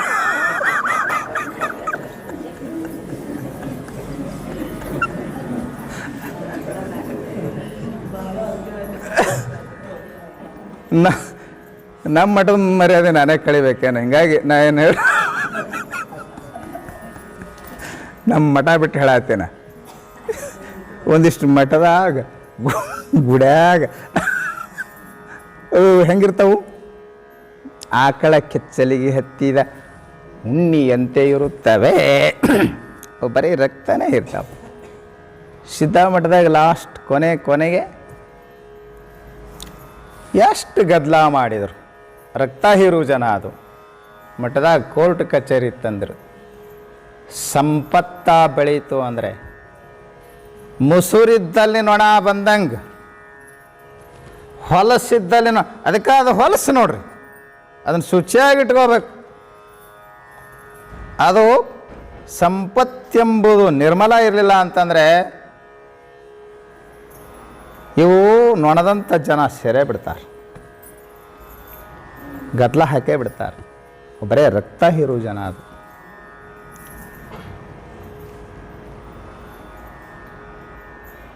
ಜೀವನದ ಪರಮ ಲಾಭ ಅಂದರೆ ಜ್ಞಾನಿಗಳು ಹೇಳ್ತಾರೆ, ಆತ್ಮಲಾಭಾತ್ ಪರಂ ಲಾಭೋ ನ ವಿದ್ಯತೆ. ಆತ್ಮಲಾಭಕ್ಕಿಂತಲೂ ಪರಮಶ್ರೇಷ್ಠ ಲಾಭ ಇನ್ಯಾವುದೂ ಇಲ್ಲ ಅಂದ್ರೆ ಇನ್ಯಾವುದೂ ಇಲ್ಲ. ಸಂಸಾರದಾಗ ನೀವು ಎಷ್ಟು ಗಳಿಸ್ತೀರಿ? ಏನು ಬೀದರ್ದಾಗ 4 ಪ್ಲಾಟ್ ರೀ, ಗುಲ್ಬರ್ಗಾದಾಗ 5 ಪ್ಲಾಟ್ ರೀ, ಬೆಂಗಳೂರಾಗೂ ನಾವು ಪ್ಲಾಟ್ ತೊಗೊಂಡಿವ್ರಿ. ಅಲ್ಲಿ ಬಾಡಿಗೆ ಮನೆ ತಿಂಗಳ 30,000 ಬರ್ತದೆ ರೀ. ಫ್ಯಾಕ್ಟ್ರಿ ಐತ್ರಿ, 4 ಮಕ್ಕಳು ನೌಕರಿ ಐತ್ರಿ. ಲಾಭನೇ ಲಾಭ ರೀ, ದುಡ್ಡನೇ ದುಡ್ಡ. ಆದರೆ ಈ ನಿಮ್ಮ ಲಾಭ ಹೆಂಗೈತೆ ಹೇಳಿ? ಆ ಲಾಭ ಬಡಬಡ ಅನ್ರಿ ಏನಾಗ್ತದೆ ನೋಡ್ರಿ, ಅದೇ ಐತಿ ನಿಮ್ಮ ಲಾಭ ಅನ್ರಿ. ಒಂದಿಷ್ಟು ನಾಚಿಗೆ ಬರ್ತದ, ಮನೆಗೆ ಹೋಗನ್ರಿ. ಲಾಭ ಬಡಬಡ ಅಂದ್ರೆ ಲಭಲಭ ಆಗ್ತದಲ್ರಿ, ಹೋಳಿ ಹುಣ್ಣಿಮೆ. ಗೊತ್ತದ ನೋಡಿ ನಿಮಗೂ, ಹೋಳಿ ಹುಣ್ಣಿಮೆನೇ.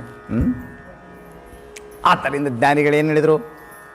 ಆತ್ಮಲಾಭಾತ್ ಪರಂ ಲಾಭೋ ನ ವಿದ್ಯತೆ. ಆತ್ಮಜ್ಞಾನಕ್ಕಿಂತ ಶ್ರೇಷ್ಠ ಲಾಭ, ಬದುಕಿನ ಲಾಭ ಇನ್ನೇನಿದೆಯಪ್ಪ? ಶ್ರೀಮನ್ನಿಜಗುಣ ಶಿವಗಳು ಮನುಜ ಕುಲ ಜನನದ ಲಾಭವಾಗುವುದು ಆನಾರೆಂದರಿವುದು. ಏನು ಹೇಳಿದರು? ಮನುಷ್ಯನಾಗಿ ಹುಟ್ಟಿದರೆ ಲಾಭ ಏನು?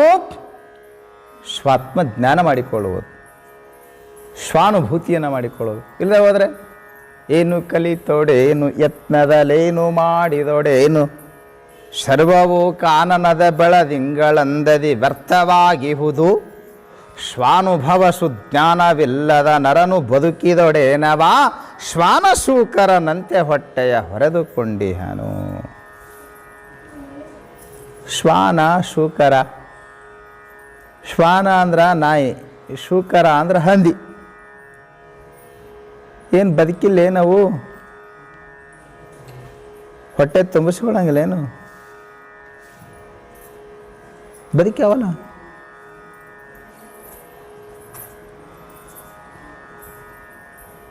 ಬರೀ ಹೊಟ್ಟೆ ತುಂಬಿಸ್ಕೊಳ್ಳೋದಕ್ಕೆ ಬದುಕೋದಾದರೆ ನೀವಂತಿರ್ತಿರಲ್ಲ, ತಿಪ್ಪಿ ಮ್ಯಾಗಿನ ನಾಯಿ ಬದುಕ್ತದೆ ಬಿಡು ಅಂತೀರಿ. ನಿಮ್ಮ ಮಾತಿಗೆ ಬಂದ್ರೆ ಅನ್ನಂಗಿಲ್ಲ ರೀ. ನಾನದೇ ಅನ್ನೋ ಹೊಟ್ಟಿ ಗೇಣ ಹೊಟ್ಟಿ, ತಿಪ್ಪಿ ಮೇಲೆ ನಾಯಿ ಬದುಕ್ತದೆ. ನಾಯಿ ಬದುಕ್ದಂಗೆ ಬದುಕಿದ್ರೆ ಏನು ಅರ್ಥ ಇದೆ ಅದಕ್ಕೆ? ನೀ ನಾಯಿ ಅಲ್ಲ, ಮನುಷ್ಯ ಅದೇ.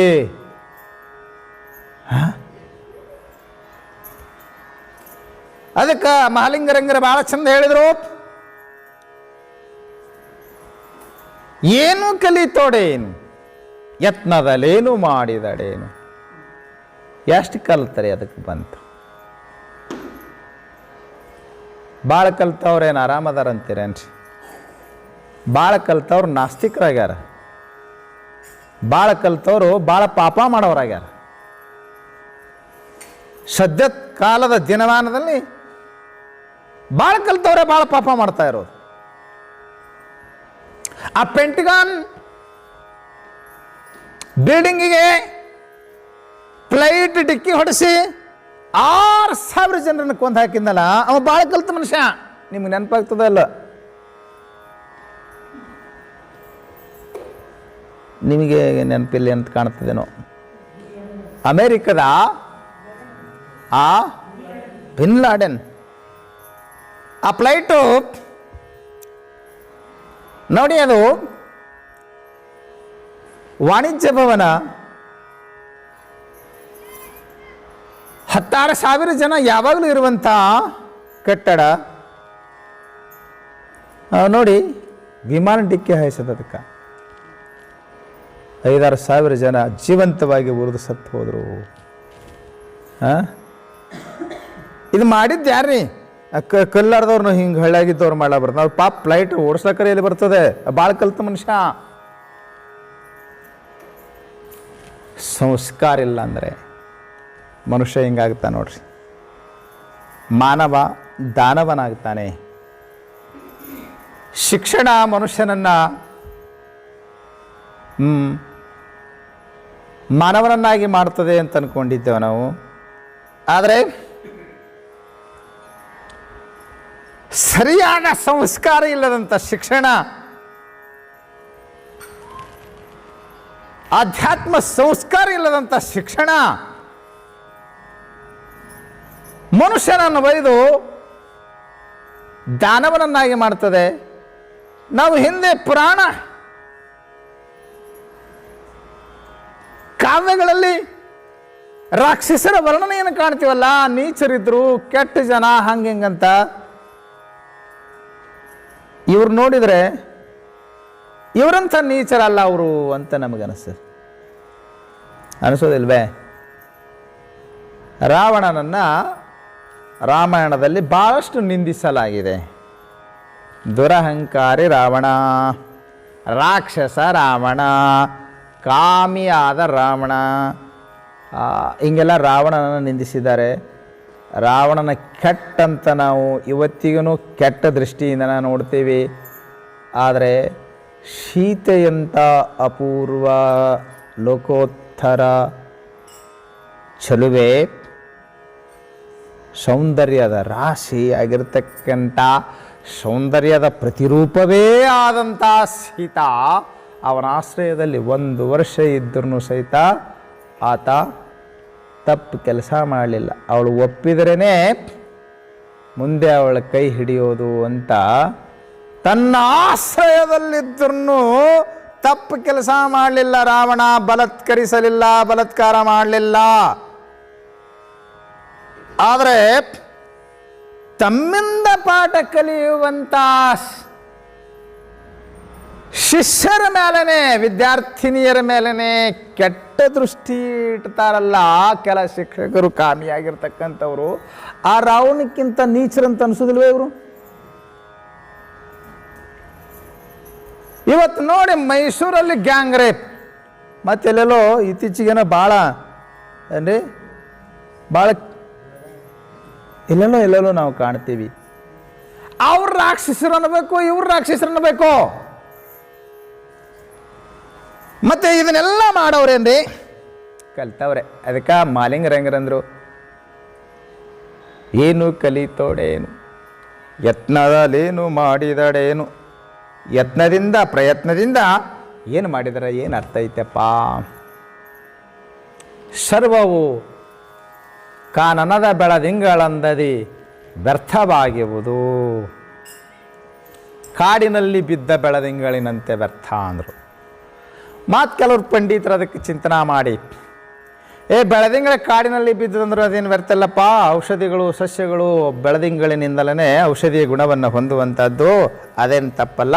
ಇನ್ನೊಂದು ಅರ್ಥ ಮಾಡಿದರು, ಕಾನನ ಅಂತಂದರೆ ಅಂದರೆ ಸೂರ್ಯ, ಆನನ ಅಂದರೆ ಸೂರ್ಯನ ಸಮ್ಮುಖದಲ್ಲಿ ಅವನ ಸಮ್ಮುಖದಲ್ಲಿ ಆ ಚಂದ್ರನ ಬೆಳದಿಂಗಳ ನಿಷ್ಪ್ರಯೋಜನ. ಈ ಕಡೆ ಸೂರ್ಯ ಹೊಂಟಿರ್ತಾನೆ, ಈ ಕಡೆ ಚಂದ್ರ ಇರ್ತಾನೆ. ಸೂರ್ಯನ ಬೆಳಕಿನ ಮುಂದೆ ಚಂದ್ರನ ಬೆಳದಿಂಗಳದೇನು ಕೆಲಸ ಐತಿ? ನಿಷ್ಪ್ರಯೋಜನ. ಹಿಂಗೆ ಅರ್ಥ ಮಾಡಿದರು. ಏನೇ ಇರಲಿ, ಕಾನನದ ಬೆಳದಿಂಗಳಂತದೇ ವ್ಯರ್ಥವಾಗಿರುವುದು. ಏನು ನಮ್ಮ ಬದುಕು? ಯಾತಕ್ಕೆ ಹಿಂಗಂತೀರಿ ಅಂದರೆ ಏನು ಹೇಳಿದರು? ಶ್ವಾನುಭವ ಸುಜ್ಞಾನ ಇಲ್ಲದ ನರನು ಬದುಕಿದೊಡೇನವ ಶ್ವಾನ ಸೂಕರನಂತೆ ಹೊಟ್ಟೆಯ ಹೊರೆದುಕೊಂಡೆಯನು. ಯಾರು ಬ್ರಹ್ಮಜ್ಞಾನ ಮಾಡ್ಕೊಳ್ಳಿಲ್ಲ, ಸ್ವಾತ್ಮಜ್ಞಾನ ಮಾಡ್ಕೊಳ್ಳಿಲ್ಲ, ತನ್ನ ತಿಳಿಲಿಲ್ಲ, ಅವನ ಬದುಕು ವ್ಯರ್ಥವಾಗ್ತದೆ. ಸೌಮ್ಯ ಬದುಕದಾನವ ಹೆಂಗ ನಾಯಿ ಹಂದಿ ಬದುಕದಂಗ ಅಂತ ಭಾಳ ಮನಸ್ಸಿಗೆ ಹತ್ತಂಗೆ ಮಾತಾಡಿದರು ಮಹಾಲಿಂಗರಂಗರು. ಅದಕ್ಕೆ ಜೀವನದ ಪರಮ ಲಾಭ ಅಂದ್ರೇ ಸ್ವಾತ್ಮಜ್ಞಾನ. ಅದು ಮಾಡ್ಕೊಳ್ಳಿಲ್ಲ ಅಂದರೆ ಜೀವನದಾಗ ನೀ ಭಾಳ ನಷ್ಟವನ್ನು ಅನುಭವಿಸಿದಂತಾಗ್ತದೆ. ಶ್ರುತಿ ಕೇನೋಪನಿಷತ್ತು ಈ ಮಾತನ್ನು ಭಾಳ ಸೊಗಸಾಗಿ ಹೇಳ್ತದೆ. ಇಹ ಚೇದ ವೇದೀದ ತಸತ್ಯಮಸ್ತಿ ನ ಚೇದಿ ಹಾವೇದಿನ್ ಮಹತಿ ವಿನಷ್ಟಿ ಭೂತೇಶು ಭೂತೇಶು ವಿಚಿತ್ಯ ಧೀರ ಪ್ರೇತ್ಯಾಶ್ಮಲೋಕಾದ ಮೃತ ಭವಂತಿ. ನೋಡಪ್ಪ, ಈ ಜನ್ಮದಾಗ ತಿಳಿದ್ರೇ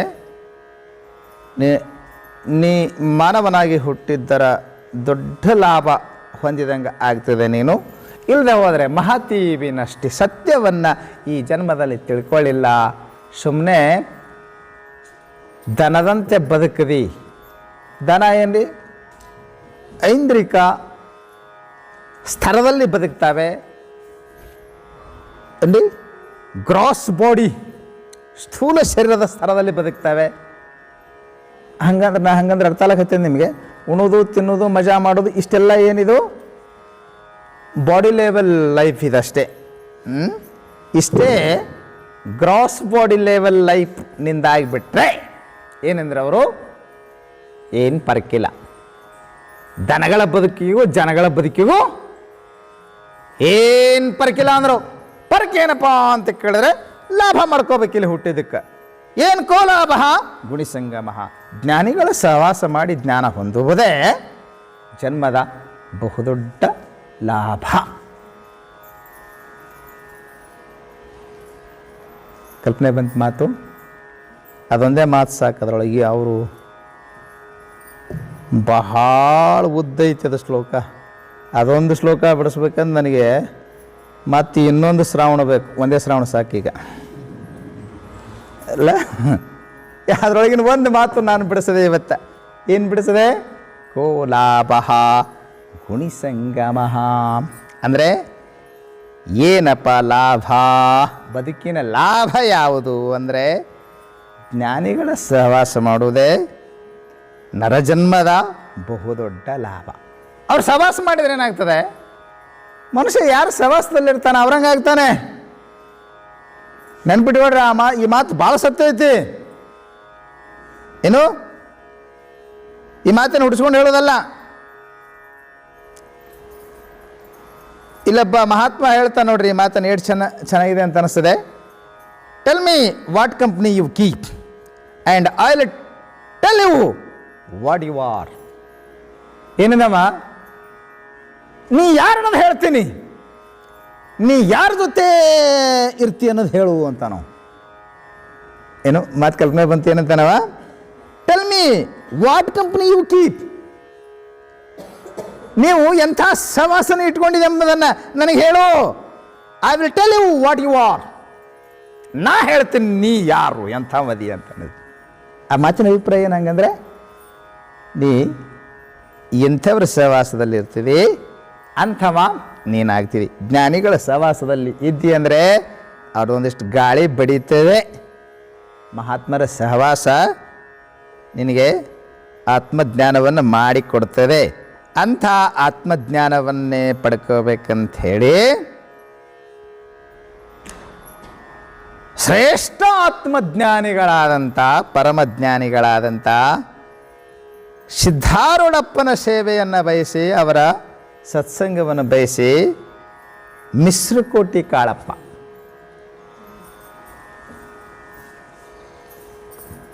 ಅಲ್ಲಿ ಮಿಶ್ರಕೋಟಿ ಅಂತ ಬರ್ತದೆ, ಹುಬ್ಬಳ್ಳಿ ಸಮೀಪನೇ ಇದೆ, ದೊಡ್ಡೂರಿದೆ, ನಮ್ಮ ಮುಚ್ಚಳಂಬಕ್ಕಿಂತಲೂ ದೊಡ್ಡೂರು. ಅವರು ಬಡಿಗ ಕಾಯಕವನ್ನು ಮಾಡ್ತಿದ್ರು.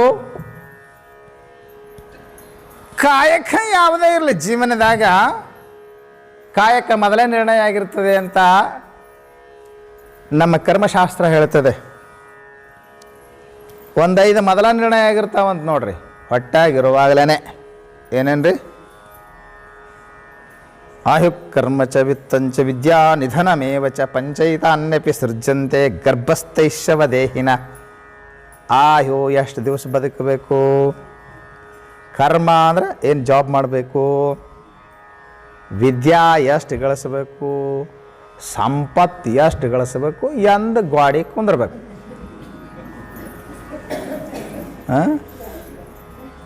ಅದು ನಿರ್ಣಯ ಆಗಿಬಿಟ್ಟದ ಮೊದಲೇ. ಕರೋನಾ ಬಂದರೆ ಸಾಯ್ತಾರಂತ ಹಿಂಗೆ ತಿಳಿಬೇಡ್ರಿ. ಕರೋನಾ ಹೋಗ್ತದೆ ಇನ್ನು ಸ್ವಲ್ಪ ದಿನದಾಗ. ಮನೆ ಹೇಳ್ಯಾದ ನನಗೆ, ನಾ ಇನ್ನು ಹೋಗ್ತೀನಿ ರೀ, ಇನ್ನು ಸಾಕು ಅಂತ ಹೇಳಿ. ಕರೋನಾ ಹೋದ್ರೆ ಸಾಯೋದಿಲ್ಲ ಅಂತ ತಿಳ್ಕೊಂಡ್ರೇನೆ. ಕರೋನಾ ಬಂದ್ರೆ ಸಾಯ್ತಾರಂತ ತಿಳ್ಕೊಂಡ್ರೆ ಅದನ್ನು ಇಲ್ಲ. ಮತ್ತೆ ಭಾರಿ ಆಶ್ಚರ್ಯ ಆಯ್ತು. ಮೊನ್ನೆ ನಾನು ಆ ನರ್ಸೆಟ್ಟಿನವ್ರದ್ದು ಒಂದು ಫಂಕ್ಷನ್ಗೆ ಹೋಗಿದ್ದೆ. ಮನೆಯಾಗ ಎಲ್ಲರಿಗೆ ಬಂದದ, ವೃದ್ಧರು ಉಳ್ದಾರ, ಯುವಕ ತೀರ್ಕೊಳ್ಳೋಣ, ಏನು ಮಾಡ್ತೀರಿ ಅಲ್ಲ? ಆಯುಷ್ಯ ಮುಗೀತಂದ್ರೆ ಮುಗೀತಲ್ರಿ. ಅದಕ್ಕೆ ಇವು ಮೊದಲೇ ನಿರ್ಣಯ ಆಗ್ಯಾವ ಅಂತಾರ ಅವರು. ಅದಕ್ಕೆ ಒಂದೊಂದು ಕಾಯಕ ಏನು, ಬಡಿಗ ಕಾಯಕ, ಕಾರ್ಪೆಂಟ್ರ್ ಇದ್ದವನು ಕಾಯಕ ಮಾಡಿಕೊಂಡು, ಸತ್ಯಶುದ್ಧ ಕಾಯಕ ಮಾಡಿಕೊಂಡು ಜೀವನ ಸಾಗಿಸ್ತಾ ಇದ್ದ. ಆದರೆ ಒಂದು ಅದಮ್ಯ ಆಶೆ ಅಂತಂದರೆ ಮಹಾತ್ಮರಾದಂಥ ಸಿದ್ಧಾರೂಢರಂಥ ಶ್ರೇಷ್ಠ ಬ್ರಹ್ಮಜ್ಞಾನಿಗಳ ಸೇವಾ ಮಾಡಬೇಕು. ಹಾಗಂತ ತಿಳ್ಕೊಂಡು ಯಾವುದೇ ಸತ್ಸಂಗ ನಡೀತಾ ಇರಲಿ, ಆದಷ್ಟು ಸಂಸಾರದಾಗ ಸಮಯ ಸಿಗೋದಿಲ್ಲ, ಸಂಸಾರದಾಗ ಸಮಯ ಮಾಡ್ಕೋಬೇಕಾಗ್ತದೆ. ಎಲ್ಲ ಸತ್ಸಂಗ ಕಾರ್ಯಕ್ರಮಗಳಲ್ಲಿ ಆತ ಹಾಜರಿರ್ತಿದ್ದ, ಸೇವಾ ಮಾಡ್ತಿದ್ದ. ಭಾಳ ಒಳ್ಳೆ ಕಲಾಕಾರ ಇದ್ದ. ಆ ಒಂದು ಸಮಗ್ರ ಕಥೆ ಹೇಳಿಕ್ಕಾಗಿಲ್ಲ, ಒಂದು ಸಣ್ಣ ಸಂಗತಿಯನ್ನು ಹೇಳಿಬಿಡೋದಿನ ಟೈಮ್ ಆಗ್ತಾ ಬಂತು. ಮಠದ ಯಾವುದೇ ಕಾರ್ಪೆಂಟರ್ ವರ್ಕ್ ಇರಲಿ,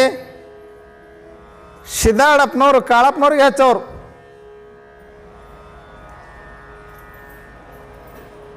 ಅವ್ರದೇ ಪ್ಲ್ಯಾನ್, ಕೈಲಾಸ ಮಂಟಪದ ಪ್ಲ್ಯಾನ್ ಕಾಳಪ್ಪನವ್ರು ಹಾಕಿದ್ದು, ಮಿಶ್ರಕೋಟಿ ಕಾಳಪ್ಪನವ್ರು ಹಾಕಿದ್ದು. ಕೈಲಾಸ ಮಂಟಪ ಹಿಂಗೆ ಇರಬೇಕು.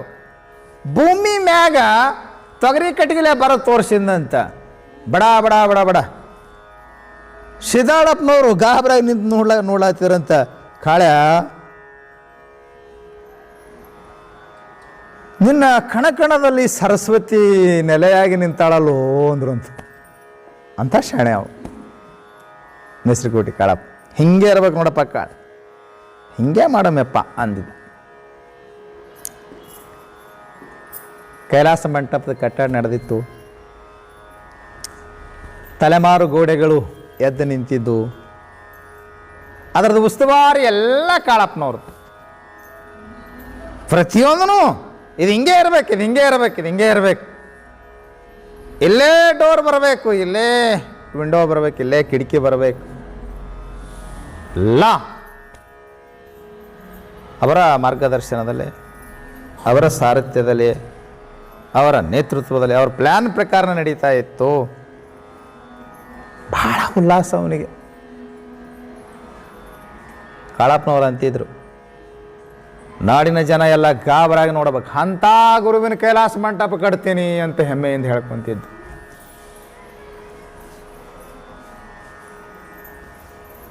ಸಿದ್ಧಾಡಪ್ಪನ ಸೇವಾ, ಗುರು ಸೇವಾ ಅಂತಂದ್ರೆ ಅವನಿಗೆ ಎಲ್ಲಿಲ್ಲದ ಉತ್ಸಾಹ. ಮಗನ ಮದುವೆ ಮಾಡ್ದಂಗೆ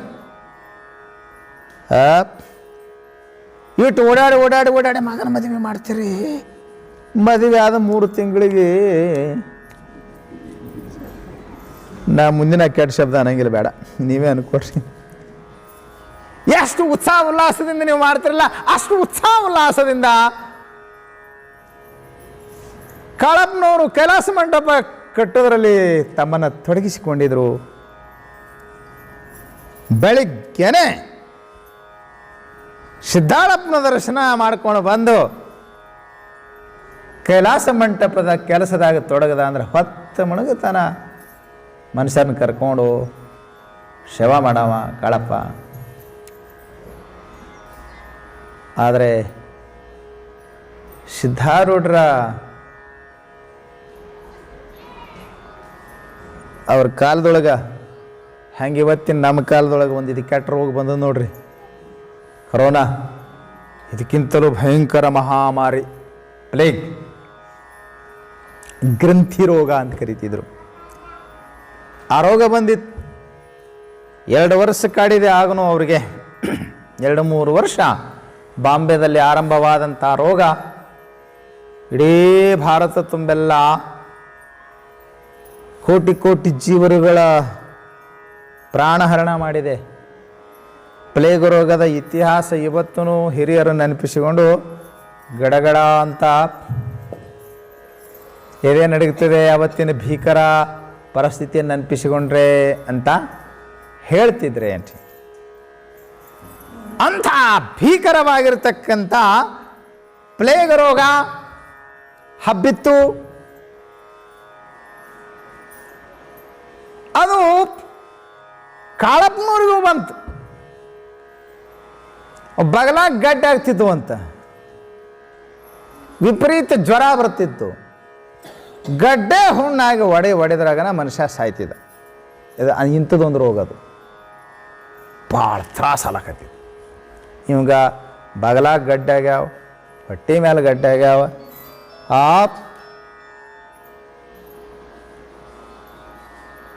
ಭಯಂಕರ ತ್ರಾಸಲತ್ತಿತ್ತು. ಕೈಲಾಸ ಮಂಟಪದ ಪ್ರಾಂಗಣದಲ್ಲಿ ಬಿದ್ದು ಒದ್ದಾಡಕತ್ತಿದ್ದ ತ್ರಾಸ ತಾಳಲಾರ್ದನೆ ಮಠದ ಪ್ರಾಂಗಣ, ಮಠದ ಬಯಲು ಮೈದಾನ ಸಾಲಿಲ್ಲ ಉಳ್ಳಾಡಿ ಉಳ್ಳಾಡಿ ತ್ರಾಸ ಮಾಡ್ಕೊಳಕತ್ತಿದ್ದ. ಮಗನಾದಂಥ ಬಸವಣ್ಣಪ್ಪ ಕರೆದು ಕಾಳಪ್ಪನವ್ರು ಹೇಳಿದರು, ಬಸವಣ್ಣಿ ಮಿಸ್ರಿಕೋಟಿಗೆ ಹೋಗಿ ನಿಮ್ಮವನ್ನ ಕರ್ಕೊಂಡು ಬಾ, ನಾ ಬದುಕುವುದಿಲ್ಲಂತ ಕಾಣ್ತದೆ. ಆಕಿ ಭಾಳ ಚಂದ ನನಗೂಡ ಹೊಂದಿಕೊಂಡು ಭಾಳ ಮಾಡ್ಯಾಳ. ಹೋಗಾಗ ಆಕಿಗೆ ಒಂದಿಷ್ಟು ಹೇಳಿ ಹೋಗ್ತೀನಿ. ನನಗೆ ಗುರುಸೇವಾ ಮಾಡ್ಕೋ ಅಂತ ಪ್ರಾಣ ಬಿಡು ಪ್ರಸಂಗ ಬಂದದ, ನನಗೆ ಹೆಮ್ಮೆ ಅದ. ಆದರೆ ಇದು ಕೈಲಾಸ ಮಂಟಪ ಮುಗಿಸಿ ಹೋಗಿದ್ದೆ ನನ್ನ ಕೈ ಮೇಲೆ ಅಂದರೆ ನನಗೆ ತ್ರಾಸ ಇರ್ತಿದ್ದಿಲ್ಲ. ಹೋಗಿ ಮಿಸ್ರಿಕೋಟೆಗೆ ಹೋಗಿ ನಿಮ್ಮವನ್ನ ಕರ್ಕೊಂಡು ಬಾ ಅಂತ. ಅದು 12 ವರ್ಷದ ಮಗ ಇತ್ತು ಬಸವಣ್ಣಪ್ಪ ಅಂತ ಕಾಳಪ್ಪನವ್ರದ್ದು. ಮಗನ್ನ ಮಿಸ್ರಿಕೋಟೆಗೆ ಕಳಿಸಿಕೊಟ್ರು. ಈತ ಕೈಲಾಸ ಮಂಟಪದ ಪ್ರಾಂಗಣ ಜಾಗ ಸಾಲಾರ್ದನೆ ಬಿದ್ದು ಉಳಾಡಿ ತ್ರಾಸ ಅನುಭವಿಸ್ತಿದ್ದ. ಆ ಸಮಯದಲ್ಲಿ ಅವತ್ತು ಬೆಳಿಗ್ಗೆ ಪಾಠಶಾಲೆಯೊಳಗೆ ಸಿದ್ಧಾರೂಢರು ಶಾಸ್ತ್ರ ಹೇಳ್ಕೊತ ಕುಂತಿದ್ರು. ಕಾಳಪ್ಪನವ್ರಿಗೆ ಭಾಳ ತ್ರಾಸಾಗಿತ್ತಿಲ್ಲಿ. ತುರ್ಯಾವಸ್ಥೆಯಲ್ಲಿ ಶಾಸ್ತ್ರ ಹೇಳ್ಕೊಂತ ಕುಂತಂಥ ಸಿದ್ಧರು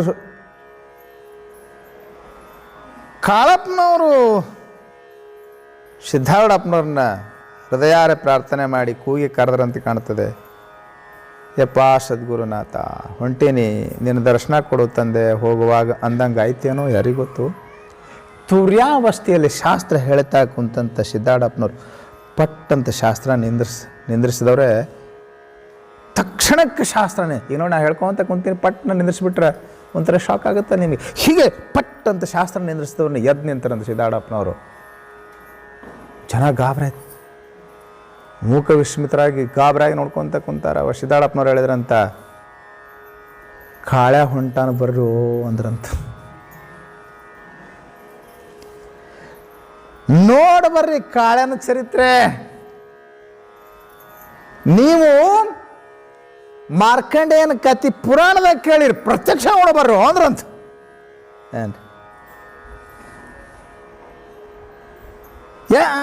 ಬಡ ಬಡ ಪಾಠಶಾಲೆಯಿಂದ ಕೈಲಾಸ ಮಂಟಪದ ಪ್ರಾಂಗಣಕ್ಕೆ ಸಿದ್ಧಾರೂಢಪ್ಪನವರು ಧಾವಿಸಿ ಬಂದರು. ಹಿಂದೆಲ್ಲ ಶಾಸ್ತ್ರಕ್ಕೆ ಬಂದು ಸಾವಿರಾರು ಮಂದಿ ಬೆನ್ನು ಹತ್ತಿ ಜನ ಎಲ್ಲ ಬಂತು. ಒದ್ದಾಳಕ್ಕೆ ಹತ್ತಿದ್ದ ಕಾಳಪ್ಪ, ಅವನ ಕಾಲದಷ್ಟಲೇ ಬಂದು ನಿಂತರಂತ ಸಿದ್ಧಾರೂಢಪ್ಪನವ್ರು. ಸಿದ್ಧಾರೂಢರು ಕಾಳಪ್ಪನ ನೋಡಿದ್ರು, ಮುಖದಲ್ಲಿ ಮೃತ್ಯು ಕಳ ಆವರಿಸಿತ್ತು. ಇನ್ನೇನು ನನ್ನ ದರ್ಶನ ಆದ್ಕೊಂಡೆ ಸಾಯ್ತಾನಂತ ಅವ್ರಿಗೆ ಅನಿಸಿತ್ತು.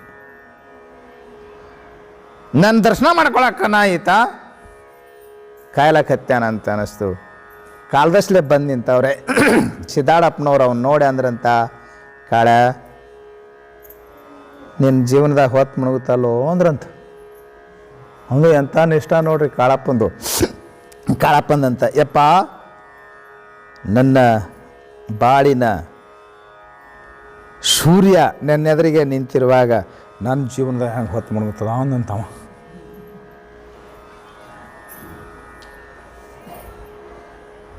ವೈದ್ಯರು ಬಂದರು, ನಾಡಿ ನೋಡಿದ್ರು, ಬದುಕುವ ಭರವಸೆ ಇಲ್ಲ ಅಂದರು. ವೈದ್ಯರು ಅವ್ರು ನಾಡಿ ಹಿಡಿದ ನೋಡೋ ಹೊತ್ತಿನಾಗ ಕೆಲವು ಜನ ಶಾಸ್ತ್ರಕ್ಕೆ ಬಂದು ಮಂದಿ ಇರ್ತಾರೆ, ಭಾಳ ಮಂದಿ ಅಲ್ಲ, ಶಾಸ್ತ್ರ ಓದಿದ ಮಂದಿ ಶಾಣೆ ಮಂದಿ ಅಲ್ಲ. ಇನ್ನೇನು ಕಾಳಪ್ಪನವ್ರು ಬದುಕೋದೇನು ಭರವಸೆ ಇಲ್ರಿ, ಮುಂದಿನ ಸಿದ್ಧತೆ ಮಾಡ್ಕೋಬೇಕು ಅಂತ ಮಾತಾಡಕ್ಕೆ ಹತ್ತಿದ್ರಂತ. ಅವಾಗ ಸಿದ್ಧಾರೂಢಪ್ಪನವ್ರು ಅಂದ್ರಂತ,